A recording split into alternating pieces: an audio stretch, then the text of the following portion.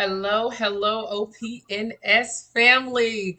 Welcome, welcome, welcome to Wellness Wednesday. You know how we do it. It's been great from 6 a.m. to this moment now, and I am excited about this moment now. Today's guest is one that, and I put a caption out, I put a message out to all of my young entrepreneurs that feel like your idea, your concept is not going to work. You need to hear this young man talk. Today is one of those days letting you know that you can do anything that you put your mind to. We are blessed to have none other than the co-founder and CEO of the Gathering Spot, Ryan Wilson, with us today. And I don't know about y'all, but I hear the crowd. It's like, yeah, right, right.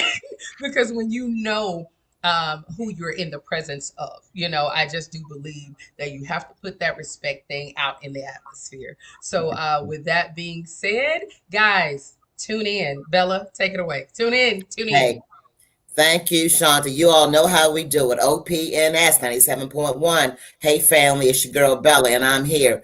Without further ado, it's going to be new to some of you, and others already know. I'm going to introduce myself right now to the one and only Ryan Wilson, CEO and co-founder of The Gathering Spot. Ryan, I go back 4 years deep. I met him in 2016 when he opened up The Gathering Spot when I was under Mayor St. Reed, and it was a beautiful ride. So without further ado, I am going to take this time, get off my soapbox, and let Ryan Wilson have the floor.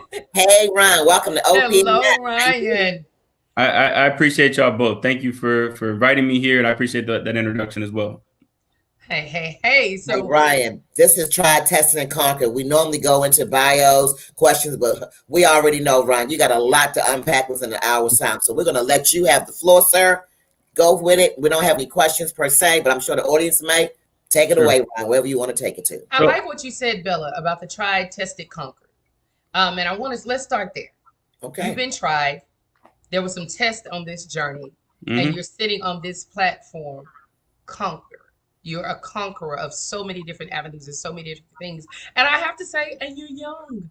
So let's start there. The trying Yeah, areas. Tell the people about who you are. And let's talk about those trying areas where you actually sure. could have given up. Sure. So, Ryan Wilson, CEO and co-founder of the Gathering Spot. The journey to start a business was not something that I ever anticipated that I wanted. I didn't have any really goals of owning my own business. I'm originally from Atlanta, and the plan for me growing up was to be an attorney. It didn't matter when you asked me if at age 5 or age 15. I would have told you I wanted to be a lawyer because I thought that was the best way that I was going to be able to help people. Decided to go to DC for undergrad.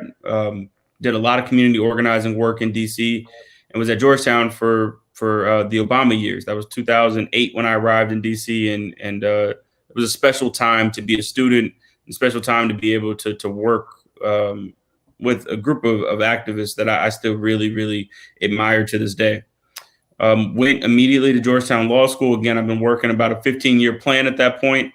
And then the summer between my first year of law school and my second, I came back to Atlanta to work at a law firm. It's up in Buckhead. And it was interesting because, again, I've had this lifelong plan to become an attorney, but I could not stand what I was doing each day. It just did not speak to me at all. But what was happening that summer, this is 2013. It was the same summer as the Trayvon Martin case. And so day in and day out, I'm watching that case. I couldn't turn it off.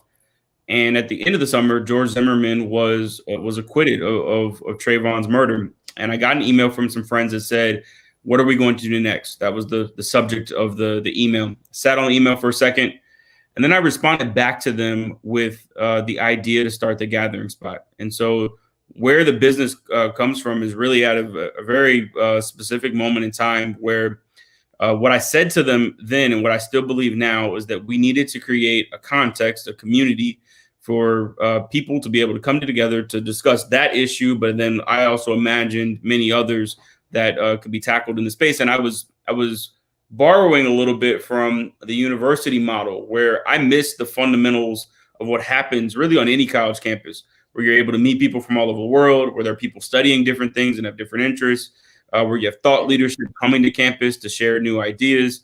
I didn't understand why that network and that context that's created, again, in the university setting suddenly goes away when you, quote unquote, become an adult.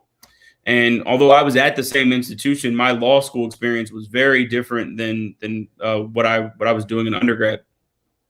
That started the process to open TGS. I sent the short paragraph of my idea to one of my roommates from college. His name is TK Peterson, and he had a finance and accounting background. And so, as much as we were friends, his skill set was really important in trying to figure out how to wrap a business model around this idea that I had in my head. The next day, I sent a similar email to my family. My parents are entrepreneurs, so I grew up under working in all of their companies growing up, and they responded back positively. And then we started working every night. TK would come to my apartment, and we would work from about 7 or 8 p.m. every night till pretty early in the morning. He had a full-time job. I was a full-time law student. And for about 2 years, that was our pattern of just working every day, trying to take a meaningful step to open the company. I want to, I graduated. want to, I Oh, want to jump in right here. You just said something perfect. The idea, Mhm. you shared it with key people, and it took 2 years of commitment. It took 2 years of grinding. I think that we're dealing with a generation of people, young adults right now, that are looking for microwave results. Yep. They don't understand that it actually takes some time, some sweat equity, some, and I hear you talking about you both were full-time employed and you're doing so, just going from that point, understanding that there's so much that has to go into the developing of this awesome platform that you have. What would you say to someone who has the idea, okay, but may not know where to get the money? Don't Yep. have the friend that actually see the vision, don't have the parental support. Do you think you could give us some insight on what Sure. we would say to them now to birth their business, to birth Sure. their Yeah. ideas? So there are two things that I would say. So taking one step back, right? One of my favorite quotes is I would encourage y'all to go watch the full version of Denzel's um, talk. But one of the things that he said, and it's a clip that's been somewhat widely circulated, but the quote, and I hope I'm going to get this pretty close to this right. But what he said was, "True desire in the heart is God's proof to you sent beforehand that it's yours already." So for any entrepreneur that's out there, that idea that you have, the thing that you continue to go back to each day, there's a reason why you have that idea. So you got to start from the place that didn't just come out of nowhere, right? And so then the next step is to figure out, well, how are you going to honor the fact that you have this thing that you're being drawn towards? That's where things start to get really tough. In our example, we pitched 97 times before the first person said yes. So you're going to hear, particularly in a very Instagram generation, it'll make it feel like these businesses just show up out of nowhere. And there's nothing overnight about most concepts. It happens at night, but not overnight. I like that. 99% of the examples that I know. But you got to, again, stay rooted in the idea that it comes from someplace, right? And then each day you've got to work a plan. Now, you do not want to be those people. We all have that friend that has been working on something for the last decade, and they're always telling you about an idea that they have, and they got another one each time you see them. True, like, dedication, like each day to your idea. I was thinking of another Denzel quote. I think it actually might be this part of the same talk, but what he shared was that, like, goals, like, without discipline, they ultimately fuel disappointment. Like, if you have a dream or goal and you don't have the discipline to match it, you will ultimately be disappointed with yourself. So every day, when I say we worked every day, it wasn't some days, it was truly every day. When it wasn't popular, people didn't know what we were doing. And truthfully, I'm a law student at this point. I was the president of the Black Law Students Association. I share that because if you're the president of BALSA, it's basically a guaranteed job in most instances, no matter where you want to go work. Okay. I'm telling folks in that time period that I do not want to practice law. I'm going to finish, but I'm not going to practice. That was not popular, right? So you've got to realize too that sometimes it'll be the folks that are closest to you that will not believe in this thing that is so important to you, but you've got to continue to move forward each day despite those challenges. So a lot of the tough stuff about entrepreneurship is not the procedural or kind of administrative stuff. It to me is the mental game that's required, especially early on. Yes. It's good, Yes, right? I totally agree. I totally agree. For me, this vision, the platform that we're sitting on right now, started 17 years ago. And it did not look like this, obviously, 17 years ago. I wasn't in the radio, in the radio world 17 years ago. Sure. But that start with the company, with the idea, and just doing the work. I like what you said. The business it doesn't happen overnight, but a lot of the planning is at night. I love that. I love that because I can definitely understand what you're saying, and I want the younger generation to know, even though a lot of things that we're seeing that are going on in the right now times that has us a little uneasy, right? Has Hmm. us a little, okay, well, depending on this happening, we don't know if this is going to be available. I don't look at whatever is going on in the world as blockages. For me, it's my opportunity. It's God's platform, his opportunity to show that we can birth in the middle of the storm. With Bella and how many years that you've had BelaBiz, and now you're seeing, the fruits of your labor while you had to do this part at this time and have this conversation Yeah. this time, have Let that me I, jump in. at that time. Let me jump in. And that's a great point because Ryan and I have history 4 years back. Ryan, I wanted you to talk to the entrepreneurs and the business owners. As you know, you've helped us in the program that I worked with for 4 years, right?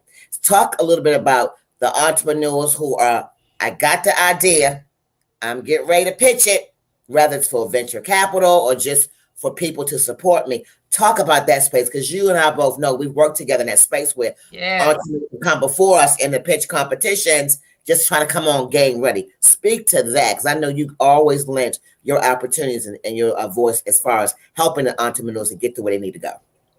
I mean, look, it's nothing beats preparation. As cliche as that sounds, right? You really have to understand the fundamentals of your business better than anyone else, and have the mindset that you're the best possible person in the world to solve whatever problem it is that you're solving. If you don't believe that about yourself, or if this is an idea that you could throw away tomorrow, this is probably not the thing that you should be sharing with the world. And that's a tough conversation to have with yourself. I'm not saying that you get to that place and it's easy, right? But you've got to acknowledge at some point, look, and have the confidence of I'm the best person to do this. Period, right? And to the point around failure, look, I don't look for failure at all, right? I mean, to me, failure is going to find me. I don't have to go search for it. So I firmly believe I'll walk out the door one day and failure will be standing there, and I'll have to figure out what to do from there. I don't wake up though trying to overly anticipate ways that I will fail. I'm looking at ways that I can win, and I try to stay centered there on what opportunities exist rather than what potential pitfalls that may be out there. And again, that's not always perfect, and it always doesn't feel good. It's not always pretty, right? But when the challenges come, again, I go back to the fundamentals, which is there's a reason why I'm doing this right now. And so I will figure out a way to get past whatever this obstacle is. It is very temporary. I mean, it's an attitude that you've got to have of this too shall pass, no matter what the thing is that we're studying. So for anybody that's in that stage, keep every day take a meaningful step. Research, know more about your business than anybody else, and walk in with the confidence that the thing that you're doing, folks need to see, and that you're going to be the person to deliver it. If you don't feel like you want the ball at the end of the fourth quarter with no time left on the clock, and you don't want to be the person to shoot, then you are not in the right venture. I have the confidence each day and want, frankly, if there is an obstacle or something that's going to come against this business, that I want to be the person that has a shot to take whatever that opportunity is on.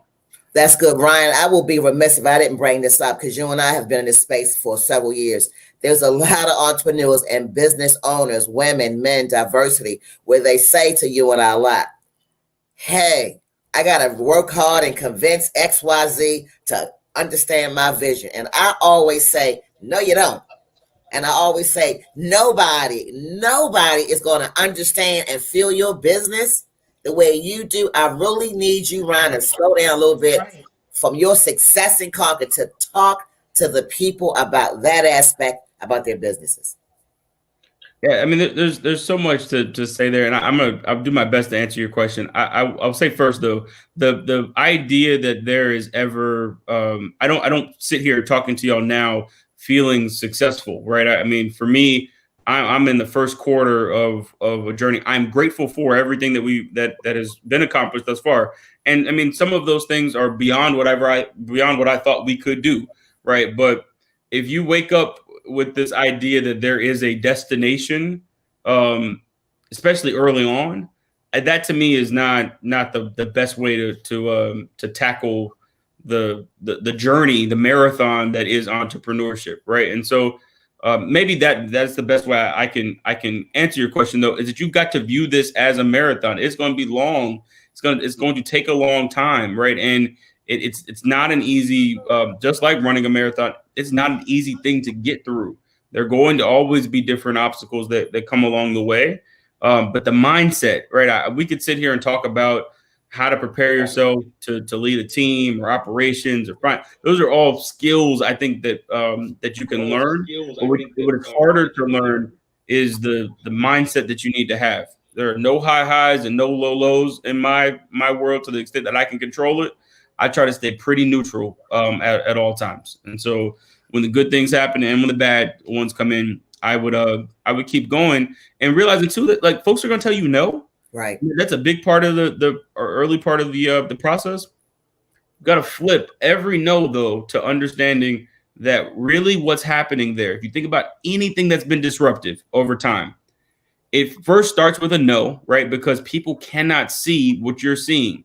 So when we were being told no, again, 97 straight times, what I started to develop was a confidence that we were actually headed in the right direction Yes. because folks didn't see what I was seeing. Had they said yes Mm. early, that would have been confirmation that I was really producing something that the world already had to a large extent. So if you're bringing something that's Oh, that's good. disruptive, folks should tell you no. And a good entrepreneur says, perfect. Folks saying no is telling me that I'm seeing a crack in the market that no one has seen, right? And I should keep heading in this direction. So it's a part of the process.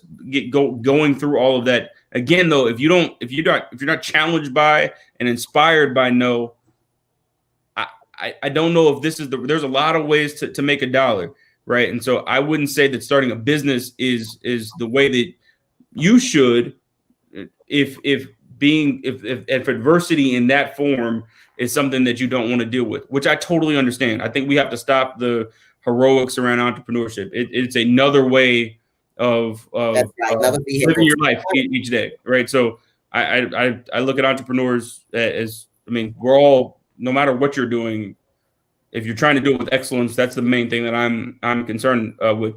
But no, in this context, in the small business entrepreneurial world, is all about being able to be told no all the time and running towards a wall that you see and identify as a wall. You know that but continuing to run full force at it, believing that right before you're about to go splat, somehow the wall is going to back up. And so you've got to keep running with that intensity each day. It's not a jog. It's not a walk. You've got to be running at it full force. So Ryan, talk about some of those factors that we all have. Like I know Robin David, welcome. She's an entrepreneur. She's got on there great show. It's a mindset. Talk about some of the ingredients, in terms of successful, what it takes to really, make this thing right, whether it's entrepreneurship or whatever business, Ryan. I think you've got to stay grounded in the reason why you're starting, especially in entrepreneurship, right? I mean, even through COVID, question we would get all the time. So the place is called the Gathering Spot, and the word gather is you're not supposed to do it right now. That's what they're saying all over the news. And what folks were, so what are you going to do? Would be the question I got all the time earlier this year. And I would say, well, we're going to keep doing the same thing that we've been doing, right? Our business is about community and connecting folks. And so while the setting is going to change, the mission, the why we do what we do is not going to change. And so I would encourage any entrepreneur out there, stay tied to your why. The what's and the hows are absolutely going to change, should change if you're evolving, That's right. right? That's right. But I to this day, I'm not married to anything that we do in our business. If there's a better way to do it tomorrow, I'll move to that new thing. But why I do this each day, that hasn't changed since 2013. I've been very consistent on on why. But what and how is evolving. I mean, every day that I get up and have the chance to do this. So um, spend more time there than you spend on really any other aspect of the business early on. Now, the next step, right, is really understanding the fundamentals of your model. To me, a business at its core, like the fundamental goal is to figure out how it can cover its expenses. Right. We're in a weird time where there are a lot of companies that do not figure that out at all, or not interested in figuring it out. I don't believe in that for the most part. I think you should be trying to think about what model, how do you best serve your customers, but build a model that will allow the business to be sustainable. From there, though, like that's a different set of kind of priorities and ways that you have to work through your day than what folks like to do a lot of times, which is the marketing and branding of their business. Marketing a lot of times is fun. You've got to make sure though that if you're not if you haven't solved why you're doing it and how through the model, right? That when you start to talk to the public about it, that a lot of times will fall flatter than what you want it to. So the boring stuff, the business model stuff, is what you've got to prioritize, not the Instagram. I talked to an entrepreneur a couple weeks ago where they were talking to me about setting up their Instagram, but they hadn't established the company as an entity. The order of operations there Right. is not correct. Right. You've got to establish, do the trademarking, all the boring stuff up front, operating agreements, all those things, and then get to start to talk about what it is for broader consumption. Again, we went for almost 3 years, I mean, every bit of 3 years before we told anybody anything publicly. Mm-hmm. So it will take those time periods where for 3 years, folks thought I was absolutely insane. I'm at a top 14 law school in the country, and I'm telling everybody around me I'm going to finish this, yes, but then I am not going to engage this skill set on a day-to-day basis for 3 straight years, right? And so it takes a minute in a lot of instances. But what I wasn't doing there is that I wasn't working on getting our Instagram popping. I was trying to work on the model, right? And so when things got tough, I had done a lot of work on the model pieces of the business where the marketing would have never helped. That Yes. none of that branding work would have be able to be helpful for us. That is so key. That is like priceless what you just said. Because we're in a time, 2020, hello, did anybody meet her? Yeah, 2020, right? So all of those regular things, all of those normal things, the normal business settings, the normal business moves that, we would try to do with, the meetings and this, that, and the other, that's not working this year. So if that's not working this year, what do you have to fall back on? And I like the way you said it. Okay, so here I am, at this elite law school. Okay, yeah, we're students. Yeah, I'm gaining whatever knowledge. Yeah, but this ain't what I want to do. It's amazing. That's not what you're wanting to do per se every day, but the knowledge that you gained is assisting you on this journey. It's like I had a young lady to say to me, you need to get a entertainment attorney. You need to get, this because I'm an artist. I'm a recording artist. I'm a published author, motivational speaker. It's like, well, you need to get. I'm like, why? I can represent myself. This was my mindset. But then when it came down to a hiccup in the road, the knowledge that you have, I need it. So it's one of those things where even though that's not where your focal point is, it's like pieces of a puzzle. Yeah. Eventually they'll fit exactly where they were created to fit, but we still have to do the work. Can I pick up on something that you just said that I think is a lesson that I learned a long time ago that has been very, very helpful, which is you never know who you are talking to. As an entrepreneur, the best skill set I think that you can have in this kind of in this realm is being constantly open to understanding that the best information comes from all over, right? And Yes. so sometimes that's that book everybody is telling you to read, but a lot of times for me, it's been just listening to people that aren't famous, that may not have the Come biggest on. business in the world, but have a passion for whatever it is that they're doing. I used to I haven't shared this in many settings because it's kind of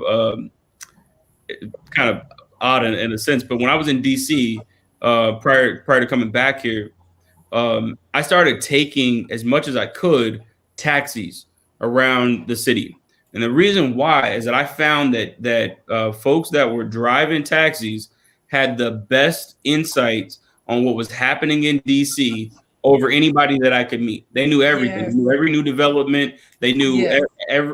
who was coming into town, what was coming into town. You could ask folks that were spending time doing nothing but talking to people and driving around the city really any question, and I would get the best information about what was happening. So as an entrepreneur, make sure that yes, while we spend a lot of time talking about vertical networking and trying to find, who's the Yeah. biggest, baddest, best person in a given industry, a lot of times it's the person sitting next to you that will be far more helpful than that person that you spend a lot of time uh, reading about. And now, that is not me saying that there are not times to bring experts into your business. Sometimes the occasion calls for it. And when we started, I was 20, 23, 24 years old, depending on when we're talking. And so one thing that I prioritized was that when there was a special skill set that was needed, is that I surrounded myself with the people who did that thing well to accomplish the goal that I needed to accomplish. Right. So one of the things inside of TGS is that we operate a restaurant and bar.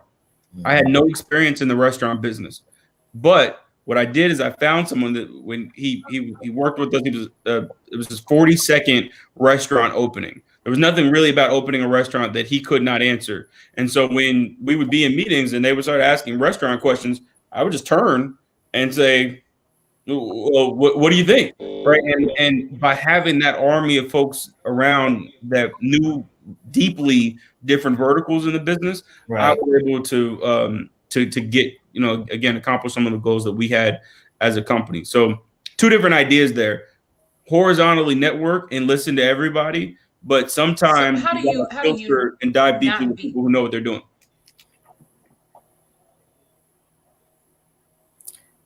Did you have a question, Shanta? Because I was going to go into something else. Ryan, we all know how this do is a you pandemic. keep the mindset? Go ahead. Go ahead. I'm sorry. I'm having some technical difficulties here. Go ahead, Bella. Okay, Ryan, we know this is a pandemic. It's still happening. And I know some of the things you've been doing as the CEO, right, of the Gathering Spot. But I want you to speak to a few minutes to the audience, whether entrepreneur, business owners, C-level people, corporate, whatever. A lot of people are having a tough time. Let's be real. People are having a tough time right now, whether they're entrepreneur or not, right? With the shift, people don't have jobs. People not being are being deployed. Some people got stimulus checks. It's a whole lot going out there. And what I try to do, put myself to sacrificial lamb to tell people, you got to learn how to pivot a little bit, do little things differently, right? Because it's not the same business as usual. Can you speak just a little bit from your heart, from your experience, to those people who like, oh, I'm sitting here, I don't know what to do. I'm tied to the check. I'm used to the same old, same old. People are panicking, and I get that. I understand that mindset, but we're in different spaces. I get that part too. Yeah. You all know I've transitioned myself, Ron. Speak to people about, oh my God, calm them down. There's things they can be doing right now. I mean, I think we hear this a lot of times growing up, but I mean, it's an unhelpful emotion to have being worried, right? I mean, there's a scripture on that. I won't go to that specifically, but it's not helpful to be overly concerned as an entrepreneur. Look, there's things to worry about all the time. One thing particularly, I mean, most of the folks that I deal with are black owned businesses, and if I'm being honest with y'all, black folks have always been in crisis in this country at some point or another. And so to me, the pandemic can just get in line with challenges that we've been able to Oh Lord. overcome throughout time. So like yes, big wave, but like we've accomplished and overcome big waves before. So I think you got to sit back and understand that like we were built for this moment. We know how to get through challenges. I would argue far more than other communities that have never faced challenges in the way that Black folks have. So I'm not trying to minimize hardship. There definitely has been a ton of that this year. But if there's any community that knows how to overcome it, I would argue that Black folks know how to. And I mean, so okay, for someone will hear that and say, okay, so what does that mean? And what do we do next? We've got to be in radical support of one another. The stats out there are not good. 97% of our income in the Black community is spent outside of our community. So said differently, only 3% of our income is spent inside of the community. Our dollar doesn't circulate not even 6 hours, according to most research in the community. So we've got to use this time period to say, look, there are other research reports that are saying that 40 to 50% of Black businesses won't make it to the end of the year. We will not let that be so. Locally, I will not let that be so for Black-owned businesses or any business that I care about in my community. We will not let that business close because we're going to be in radical support of that business, which means sometimes driving a little bit further, waiting a little bit longer, being more patient. And I'm not calling for any business to not be excellent. I'm just saying that sometimes being a good customer, right, especially in times like this, is going to require a little additional effort and understanding about where businesses are during this time period. But if you're the entrepreneur sitting in this seat right now, again, know that there's a reason why you were called to do what you're doing. And this moment, 2020, should not, right, if you do not want it to be, the reason why whatever it is that you're doing doesn't make it. So there's a reason why you do it. You have the skill sets built in to me to overcome it. Keep going. And to the part about pivoting, look, innovate or die has to be the model of every entrepreneur. If you're not into really like legitimately revolutionizing whatever you're doing in your business, you're waiting on someone to come and disrupt what you do. So again, why not now to think about some innovation? Guarantee if you sit still that things may not go well. There is somewhat of a risk if you pivot that might not go well either. But again, I don't play trying to mitigate risk very much. I look at where there might be opportunity. That those are not wild guesses, right? I'm taking an educated guess about what I think could be next. But if it's an educated guess, then I jump in with both feet. I mean, there's a lot of research out there that talks about how there's this idea that entrepreneurs are like the most risky people in a community. It's actually not true. What you'll see is that what entrepreneurs do is that they concentrate their risk in a given area, right? And then most of the rest of their life is pretty boring. I would argue that's my example. I got a lot of risk here, but like not very much else going on in my life that's of mention. But because my risk is here, I got to keep moving, right? And so even when I think about competition, the belief that I have about anybody that wants to compete with us, and I don't say this arrogantly, it's just we work hard every day as a team. I don't believe that you'll be able to catch us because I'm working at a pace and am willing to pivot in ways that I don't think that you're doing. I think that you went to sleep last night, right? And you're not going to go to these places that I'm willing to go to for this business. So until I see a team that I feel like is going to do that, I'm not going to react strongly to really any other company until you demonstrate to me that you're willing to get to a place that I don't think many people are willing to go to for an idea. Again, I'm not calling for don't go into sleep. I'm just saying I'm using that as really a metaphor for I'm going to push every day, and I'm not confident that you are. You're going to have to show me that you're going to push. Ryan, I'm going to stop right now because I know you personally, and I know you don't like any accolades, but I am going to put myself out there because I got to share with the audience what I already know. They don't know. So it takes a village to raise a child. We talked about that, and I'm talking about our Black community right now, right? And we know we're going through this pandemic. And I firmly believe, as you know, Ryan, in us taking care of our own, right? So People don't know what they don't know. We've got this pandemic going on, and I know Ryan, and Ryan doesn't want, he doesn't boast, and I'm not saying this to elevate him at all. But Ryan took it to another level with his employees and with his tribe and with his team, because he thought enough about his team during this pandemic, who may have been less fortunate financially than he has. So, Ryan, I want you to speak to that, because I'm saying this because I want us to understand, people. We have got to help each other.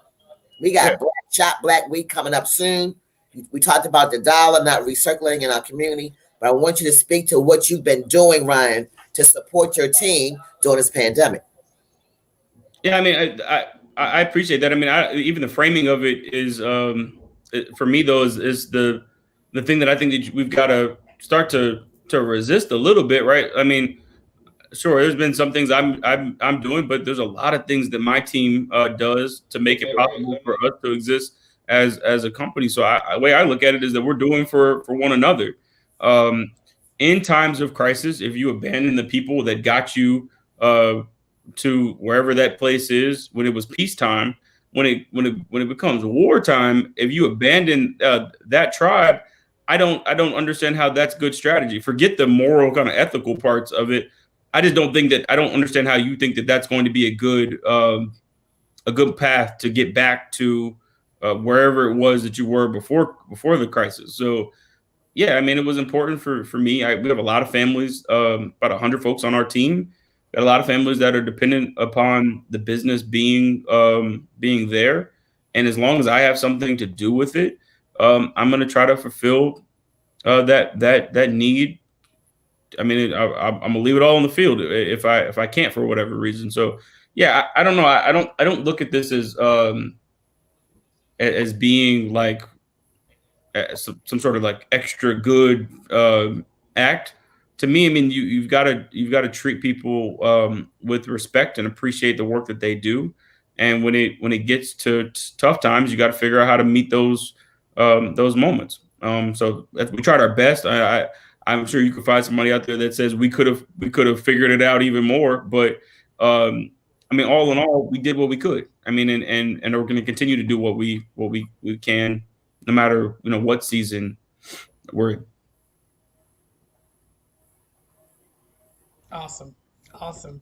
I know I was having some technical difficulty on this end and I was spot hearing and that's why I haven't been responding. But all in all, there was something that I wanted to chime in on that you said earlier, where we were talking about, not having the mindset of competition, because everybody is scurrying around. And let's just keep it real. You have some people, oh, ye of little faith, that is not really understanding that they're staying committed and they're staying moving is how their business is going to stay evolving.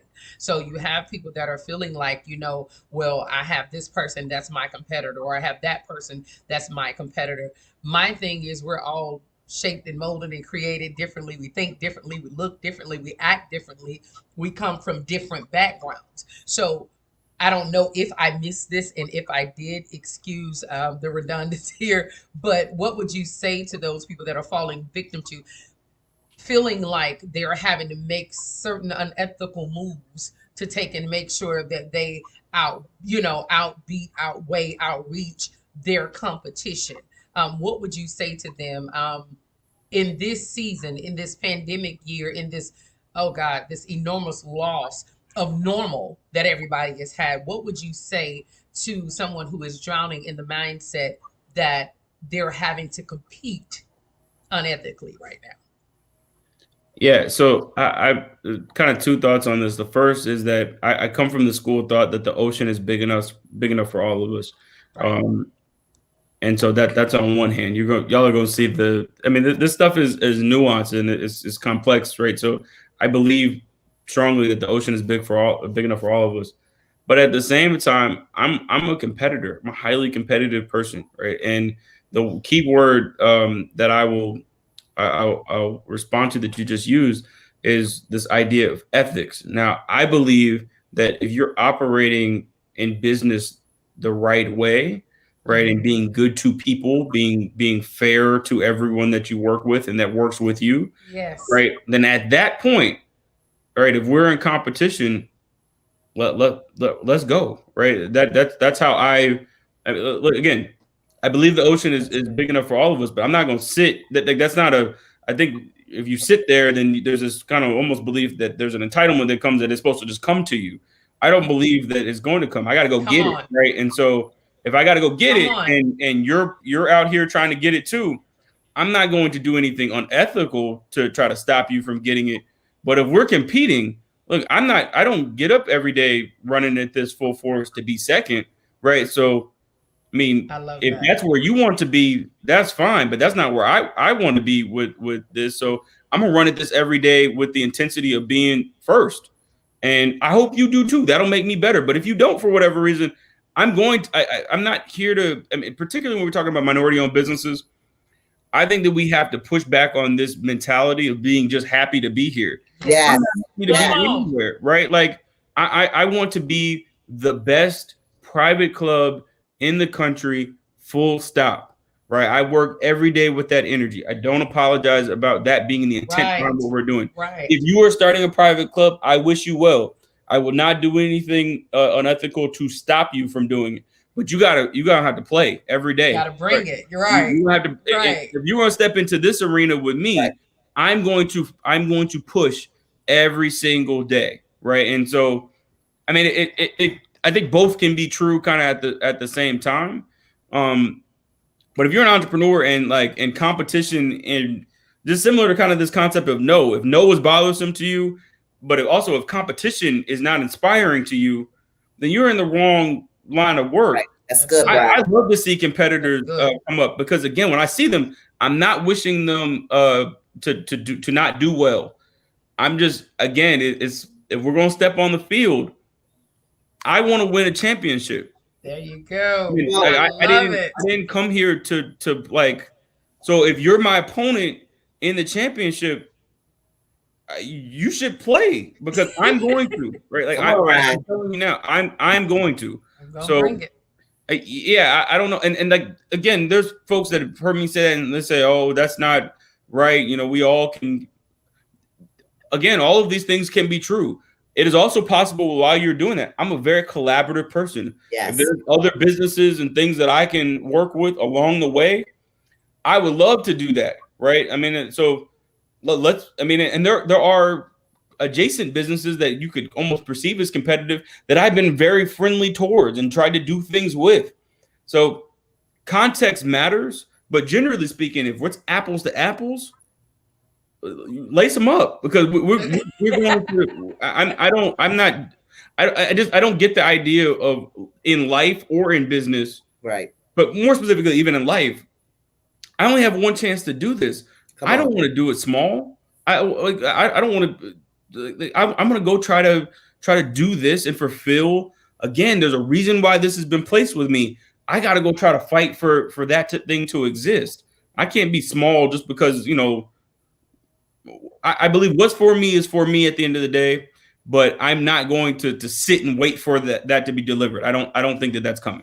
Ryan, Ryan, I gotta interject. Go I'm ahead. sorry. Go ahead. A hot button because Ryan and I work together. Ryan, just speak a little bit. I know we still have great time before you get out of here, but I gotta speak. I'm very passionate about this. You said a lot of things, but I'm talking about us working together. I'm not talking about in the context of us leaving our business, right? Because we're gonna get ours, right? First and foremost.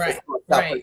Talk a little bit about the sharing, the collaboration, because we can do it. And it blows my mind. And this is my hot spot around people like, well, I'm just asking for some support. Not necessarily more, just some support, a conversation. Maybe you could come and give me an idea. Speak on that because I really, Brian, you know how I am about that. It's just we can all get along. We can really all get along.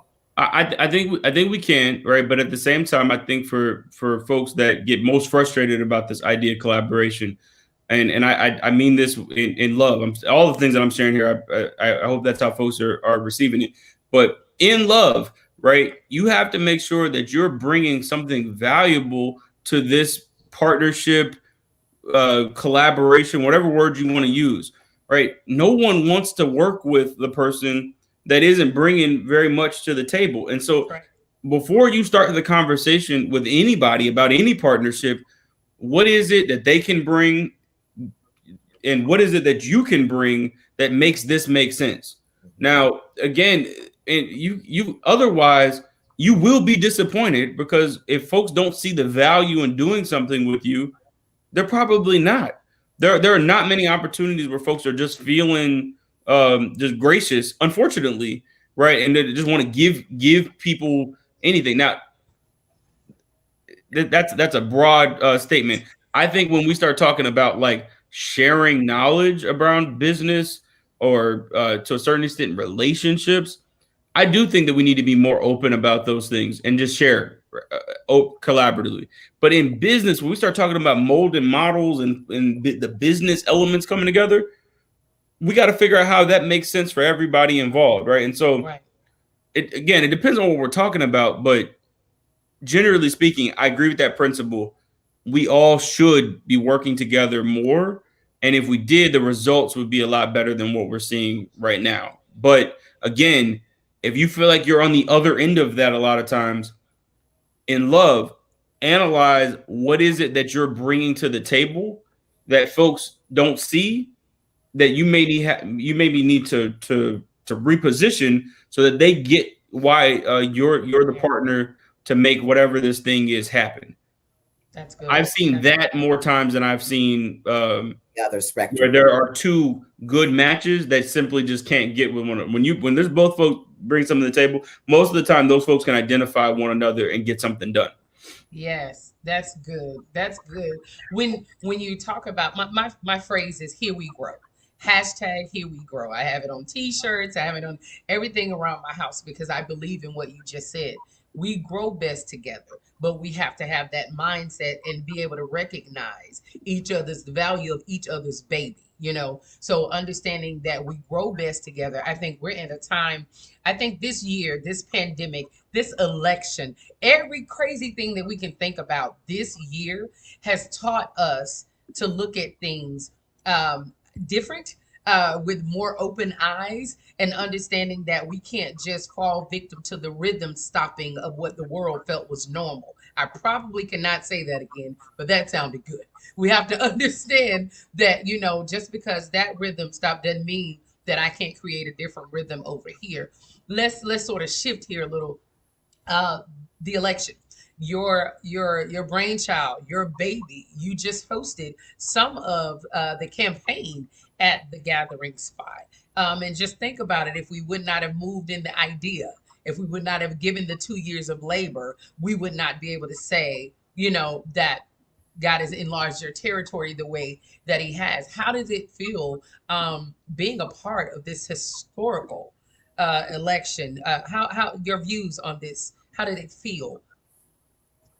I mean, I appreciate the opportunity of hosted. We had, I guess now President-elect Biden and Vice President-elect Harris on multiple occasions at the club leading up to the election, and those conversations were important. But I mean, to zoom in on what was discussed there, and actually where I'm the most passionate is we've got to make sure that our elected officials know and understand the things that are important to our community and not look at the end of this election cycle really as the end, but really as the beginning of a conversation about what we want to get accomplished as a community. So I participate, engage pretty significantly in the political world. One, because I think again it's my responsibility to do so. But if I want to shape the world in a way that I think will be long term a lot more beneficial for our community. Got to start that work now and not wait for it to happen later. Last thing I'll say on this is that I mean I think we have to normalize too our engagement with politics and not have it be that kind of secret conversation that we choose not to speak about on multiple occasions. To me, if you're willing to tell me about that book that you're reading or album that that you're listening to right now, we should also be able to talk about Come who on, and why we're supporting come on. certain folks. There's nothing. It's not that deep on. I think again we've got to kind of normalize that feeling. It's not that complicated or deep to share with folks, not in a way that's aggressive or offensive, just what you care about. I think we would be a lot further along if we didn't push politics into that corner and just engaged those conversations as what they are. They're conversations about how we're going to shape our communities, and there's nothing controversial about that to me. Right, there's a couple of things I want to get out before we got a few more minutes. Looks like Gwen McClellan. Hey, Gwen. Gwen's from California, Ron, and she's saying on here we must we must have an informed community. Can you speak a little bit on that? She Yeah, said we. I completely agree with Gwen. Absolutely. I mean, and to me, in a republic, right, which is the form of government that we have, you are being derelict of duty if you don't understand on a basic level the way that this system works. There's nothing like cool about that, right? And so we've got to again, that's not said to be disrespectful, but um, we have the ability, right? I think sometimes we frame this as like we can't know for whatever reason. We can know. There are ways to get that information out there, and we should encourage everyone around us to engage, because whether or not we want to be in the system that we're in, fortunately, there's no real way to opt out of it. So if you're not engaging in politics, it's engaging with you, and being informed is the responsibility I think that every citizen has in a representative form of democracy. I'm from the South, close to the Florida line. Everybody thinks Atlanta is South Georgia. No, you go about 3.5 more hours south, Yeah. and you got a country girl here. And I bring that up because mindset matters. And when you're dealing in smaller communities, there's a lot of boxed mind thinking, mindset, to where I like what you said earlier. People got to stop being okay with just being present. No, now be present and now do something. How many times did I hear, well, I'm just waiting on the Lord. Eventually it'll change. Okay, but what did you do today? What did you do to be a part of that? And that's the same thing Faith in without works.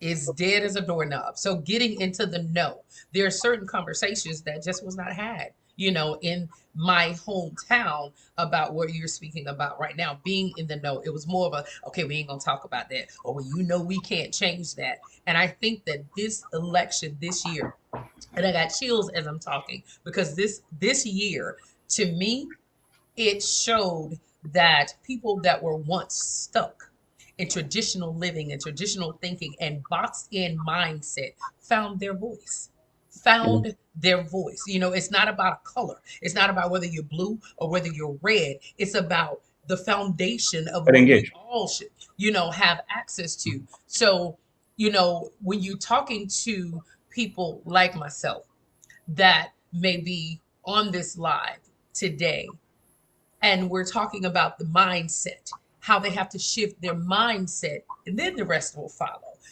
Shift your mindset in what you're reading, what you're watching. Don't dismiss it, because this right now is going to be the reality of our generations to come. So, Yeah. what would you say to those people that were not the Atlanteans? They weren't raised in New York, they weren't raised in the big cities with the big city mindset. Yeah. What would you say to them? Yeah, I mean, look, there's no way to opt out, as I said before, right? So it's happening to you whether or not you wanted to. But I mean, look, I would say, also be encouraged. You have tremendous ability to influence especially in politics, who represents you and what they're doing while they're there. So I mean, I get why it's daunting, and it feels like a thing that you should be disconnected from. But at the end of the day, like they're what motivates me, if I'm being very honest, a lot of times Mhm. when I don't want to engage, is I, I can see that there are people that build strategies in hopes that I will not. And that Come to on. me is absolutely not acceptable. So if there's a reason why you don't want me to engage, so much so that you're going to make it hard at every turn to make to where I don't participate, then there is even another reason why I need to lean in here and engage. Because again, for most of the folks that are out of the process, there's another group of folks out there that are betting on you staying that way, and Ah, that's something that is not acceptable for me. So I go punch the names, even in outside of general elections.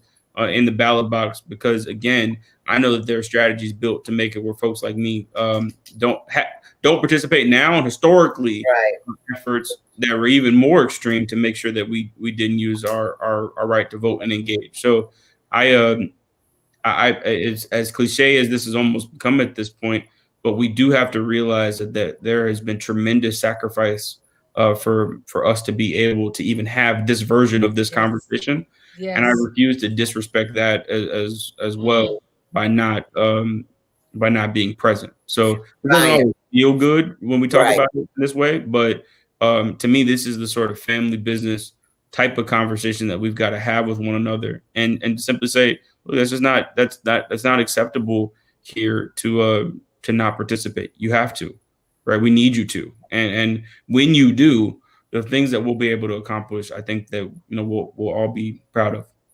Ryan, as we close out, we had Mary Peck Hector, who you know, last week. And I will be remiss because I am a proud League of Women Voters director for the state. And so I'm telling you, as every fiber in my body, I would like for you to close us out with this mindset. We all know that the runoff elections is coming up January 5th.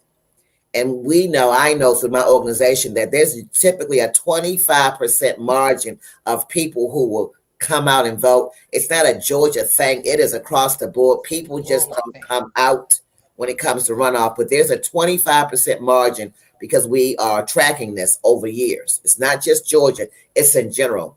I need you, and I would like for you to speak from your heart to those people, right, who need to get out to vote. We do not endorse any candidates. We're strictly talking about exercising your right to vote, that people have died, bled for us to be here to vote. I want you to speak to people because as I speak to people every day, I still get it's not important. Yeah. What about a Right. runoff? They know we had a Right. runoff. People are still celebrating, rightfully so, our elect cabinet, but there's still business going on, and we've got to move this needle. We're going to talk about next week to come. OPNS is going to have some folks next week to lend their voice because this is very important. This is all that Shanta and I talk about, right? Yes. As citizens, speak to them, please, Ryan, to our OPNS family, the importance of this election coming up with the runoff. Tremendous opportunity that exists on January 5th, really before early voting starts in mid-December on the 14th, I believe. What I said before, y'all, there are plenty of people out there that are counting on you not participating, and so if that is acceptable to you, then continue to stay disengaged. But there are a lot of things, yes, in these Senate races, but then also things like the Public Service Commission, right? And so to reflect back on your comments previously about folks that may be outside of the Atlanta metro area, well, did you know that in the state of Georgia, our utility bills are 15% higher than they are anywhere else in the country? Who controls that? The Public Service Commission. How long are they in office? 6 years, right? And so who primarily backs the people that are in office right now? The major utility companies, not ordinary people. So there are whole strategies built on folks that traditionally do not show, that 25% that you mentioned, not coming back out, and they're not betting on you not showing up because they think that they're going to then be able to go and advocate on your behalf. They don't want you to show up because they know that once you don't, that the things that you care about will not be enacted upon, and you will have no real say in the process. So, like I said, we've got to abandon this idea that there's like a opt-in or opt-out version of civic engagement, right? There's to what extent are you in really is the better frame to look at it, because even when you think you're out, the things that are happening around you, the road, the streets that are being paved, and the schools that your kids go to, and the healthcare that you have access to, is being shaped by policy that, whether you like it or not, has an impact on you. So please, please, please participate. We absolutely need you. I echo. I don't really care. I shouldn't say that. That's not even true. I do care about who you vote for. But I don't care if we have a disagreement about who that is. But I have my opinions there. But we do need you to engage. Yes, for historical reasons, but also for present day ones. Gwen McClendon said it perfect. It's very perfect. For every won't, can't, don't, we must will, can, and do. Mm, Engage, and transform the systems mm, that block access. mm. Wow. Wow. This has been good, Ryan. I am just looking forward to our future works, our future involvement. I do Absolutely. believe we grow best together. And we had so many people. Let me take a moment. Makita Phillips from right here in Georgia. Gwen McClendon, California, Jacqueline Bonner Calhoun out of Texas. This is why I do what I do. I just do believe, regardless of how many times I grace the stage singing or speaking or I'm at a book signing, I believe that what we leave with the kingdom is how we shape and mold our next day, you know? And so I thank you. I thank you for your transparency. I thank you for your pool of knowledge today because somebody on here, if you didn't hear anything else, I know I heard you have absolutely no reason not to be moving. You have absolutely no reason to give up on that thing that God planted uniquely on the inside of just you. And just as sure as He planted that thing on the inside of you, He also already has it stored up, the person that you need to take and complete that journey, complete that puzzle. Don't opinion yourself out of it. Don't envy yourself out of it. We could say amen right there. Don't jealousy yourself out of it. Understand that you can't do this thing by yourself. And today, Ryan, that's what you taught me. I've never been the one, well, okay, spank myself. Yes, I did. For 8 years, I wore 12 hats because I didn't feel that I could trust somebody to take care of and nurse my baby and feed the baby when it needed to be fed, change it when it needed to be. I didn't trust that. And I wind up burning myself out. And plain as day, God says, Shanta, even I gave my son 12 disciples, and they all had their own roles, even Judas. Can't Mhm. complete the puzzle without a Judas because you got to know that I think that's that pain that continuously pushes us to our purpose. So thank you, Rob. Thank you. Thank you so much, I Ryan. appreciate y'all. Thank you for this community and the work that y'all do each day. Thank you. It's very hard during times like these not to have access to communities. Yes. And so I appreciate the opportunity to share this space. All right, OPNS family, you heard it right here. Another exclusive interview with none other than Mr. Ryan Wilson, The Gathering Spot. Google it, look it up. Pretty sure you can use the space just like we are. God bless you, OPNS family 97.1. Thank you for joining us. Bella, much love, baby. And we're out. Y'all have a good one.